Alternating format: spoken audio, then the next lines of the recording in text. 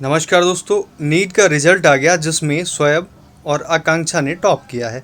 लेकिन इन दोनों के नंबर को लेकर काफ़ी चीज़ें जो है मतभेद हो रहे हैं कि दोनों के 720 नंबर आए हैं, नंबर बराबर। तो शोएब क्यों जो है टॉप माने जा रहे हैं और आकांक्षा सेकंड में टॉपर में सेकंड नंबर क्यों आ रहा है।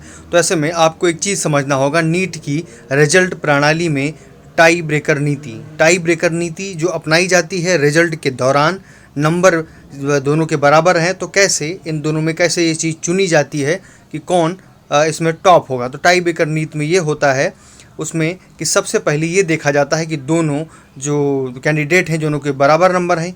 ये देखा जाता है कि बायो में ज़्यादा नंबर, बायोलॉजी में ज़्यादा नंबर किसके हैं टाई ब्रेकर नीति में।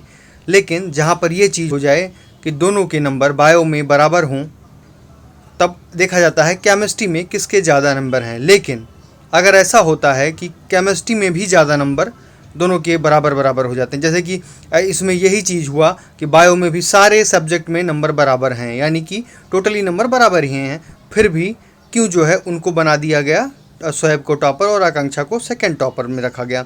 ऐसे में आपको बता दें एक मुख्य चीज़ और होती है टाई ब्रेकर नीति में, ये तो होता है कि बायोलॉजी में जिसका नंबर बराबर है वो जो है ज़्यादा है वो टॉप माना जाएगा। अगर सारे अंक बराबर हैं तो बायोलॉजी में अगर ज़्यादा नंबर, एक भी अंक ज़्यादा होगा तो उनको टॉपर माना जाएगा। अगर उसके बाद भी बराबर हैं वो अंक भी, तो देखा जाता है केमिस्ट्री में किसके ज़्यादा नंबर, अगर केमिस्ट्री में भी उसके ज़्यादा नंबर बराबर हो जाते हैं दोनों के, तब उसके बाद ये देखा जाता है कौन से कैंडिडेट की उम्र ज़्यादा है। जिसकी उम्र यानी कि एज ज़्यादा होती है उसको टॉपर माना जाता है। ऐसे में यही टाई ब्रेकर नीति में ऐसा ही हुआ।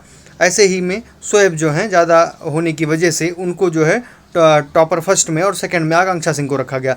लेकिन आपको बता दें केवल शोएब और आकांक्षा ही नहीं, इसके नीचे भी कई ऐसे कैंडिडेट हुए जिनके टाई ब्रेकर नीति से ही जो है उनके रिजल्ट के परिणाम आए हैं। उसमें first, second, third, fourth, six ऐसी रैंकिंग जो दी गई है उनको टाई ब्रेकर नीति से, क्योंकि काफ़ी लोगों के नंबर सेम आए थे, 715, 720, कई लोगों के बराबर 720 नंबर आए हैं और उस सब्जेक्ट में भी बराबर नंबर आ गए थे। ऐसी सीन होने की वजह से कई जगहों पर ये चीज़ें हुई हैं और टाई ब्रेकर नीति के अनुसार उनका रिजल्ट घोषित किया गया, जिसमें उनको आकांक्षा को सेकंड रैंक मिली और शोएब को फर्स्ट मिली है। ये है टाई ब्रेकर नीति। जो नीट के रिजल्ट, जो नीट को समझते हैं वो अच्छे से जानते हैं, लेकिन जो नीट के बारे में नहीं पढ़ाई करते, नहीं जानते उसका कैसे रिजल्ट घोषित होता है, क्या चीज़ें होती हैं, वो अभी अफवाह हो रहा है कि मुसलमान होने की वजह से उनको सपोर्ट हुआ और तमाम चीज़ें फालतू की अफवाहें उड़ेंगी, तो उस पर आप ध्यान मत दीजिए। टाई ब्रेकर नीति होती है, इस वजह से ऐसा होता है। अगर कोई उस जगह पर हिंदू भी होता तब भी ऐसा होता, हिंदू होता तो ठीक है, उनकी उम्र ज़्यादा हो, अगर आकांक्षा की उम्र ज़्यादा होती तो उनको कर दिया जाता। तो ये चीज़ें होती हैं, इसको जानिए समझिए और फालतू की अफवाहों से दूर रहिए